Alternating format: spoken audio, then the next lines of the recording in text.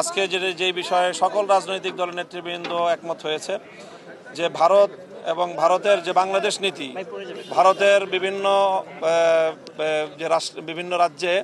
বাংলাদেশের উপ high commission সহ বাংলাদেশের জাতীয় পতাকার বিরুদ্ধে যে অবমাননামূলক আচরণ করা হয়েছে, অগ্নিসংযোগ করা হয়েছে এবং ভারতীয় মিডিয়া এবং ভারতীয় রাষ্ট্রের বিভিন্ন দায়িত্বশীলদের পক্ষ থেকে বাংলাদেশ বিষয়ে যে বক্তব্যগুলো এসেছে তার তীব্র সমালোচনা এবং নিন্দা জ্ঞাপন করা হয়েছে। সেই সাথে বাংলাদেশের অন্তর্বর্তীকালীন সরকারের ভারতের এই আগ্রাসী মনোভাবের বিরুদ্ধে যে আত্মমর্যাদাপূর্ণ যে সাহসী পদক্ষেপ, সেই সাহসী পদক্ষেপের সাথে সকল রাজনৈতিক দল সংহতি প্রকাশ করেছে এবং তাদেরকে সাহস জুগিয়েছে এবং ভবিষ্যতে যে কোনো রাষ্ট্রীয় পদক্ষেপের সাথে, সরকারের পদক্ষেপের সাথে সকল রাজনৈতিক দলগুলো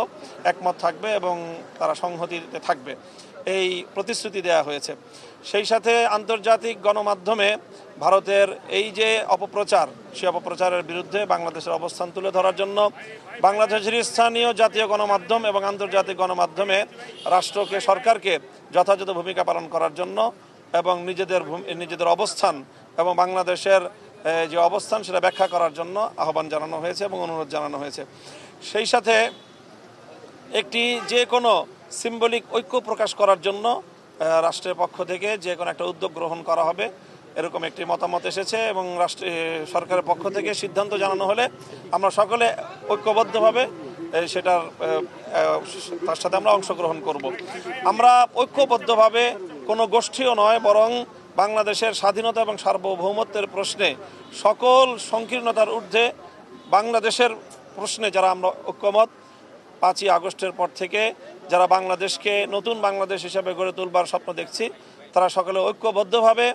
আগামী দিনে বাংলাদেশকে আমরা রিপ্রেজেন্ট করব, সেই বিষয়ে আমাদের সকলের মধ্যে ঐক্যমত প্রতিষ্ঠিত হয়েছে। সেই সাথে আমরা বিশেষভাবে যে মতামতটি দিয়েছি সেটি হলো যে আন্তর্জাতিক অঙ্গনে বাংলাদেশের যে সকল মিত্র রাষ্ট্রগুলো রয়েছে, বিশেষ করে ভারতের চারিপার্শ্বে যে সকল রাষ্ট্রগুলো থেকে ভারত তার পররাষ্ট্রনীতির কারণে উৎখাত হয়েছে এবং সেখান থেকে প্রত্যাখ্যাত হয়েছে, শ্রীলঙ্কা, মালদ্বীপ, নেপাল সহ আন্তর্জাতিক বিশ্বের অন্যান্য রাষ্ট্রগুলোর সাথে সংহতি গড়ে তুলে ভারতের এই আগ্রাসী মনোভাবের বিরুদ্ধে বাংলাদেশকে আন্তর্জাতিক অঙ্গনে নিজেদের মিত্রদেরকে নিয়ে নিজেদের অবস্থানকে শক্তিশালী করার জন্য আমরা মতামত দিয়েছি এবং পরামর্শ দিয়েছি এবং আমরা আশা করি যে সেই বিষয়ে আগামীতে পদক্ষেপ দেখা যাবে ইনশাআল্লাহ।